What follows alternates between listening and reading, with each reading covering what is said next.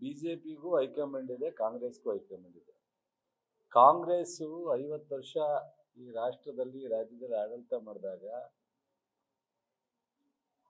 ಜನ ಮಾತನಾಡೋ ರೀತಿ ಇರಲಿಲ್ಲ ಕರಪ್ಷನ್.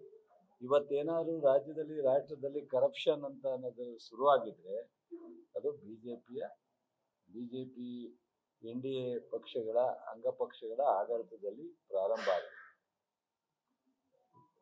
ಅದನ್ನ ಮಿತಿ ಇಲ್ಲದೆ ಮಾತನಾಡೋರಿಗೆ ನಾನು ನನ್ನ ಜೊತೆನಲ್ಲೂ ಮಂತ್ರಿಯಾಗಿ ಕೆಲಸ ಮಾಡಿದ್ದಾರೆ ಅಶೋಕರು, ಅವರಿಗೆ ನನ್ನ ಎದುರುಗಡೆ ಮಾತಾಡಿ ಕೇಳಿ. ನಾರಾಯಣ ಸ್ವಾಮಿಯವರು ಅವರು ಒಂದು ವೇದಿಕೆ ಕರೆಯೋಕೆ ಕೇಳಿ, ಕರ್ನಾಟಕದಿಂದನೇ ಸ್ಟಾರ್ಟ್ ಮಾಡೋಣ. ಯಾವ ಥರ ಕರಪ್ಷನ್ನು ಎಲ್ಲಿಂದ ಪ್ರಾರಂಭ ಆಯಿತು, ಹೆಂಗಿತ್ತು ಈ ರಾಜ್ಯ ಈ ರಾಷ್ಟ್ರ ಅಂತ ಹೇಳ್ತೀನಿ.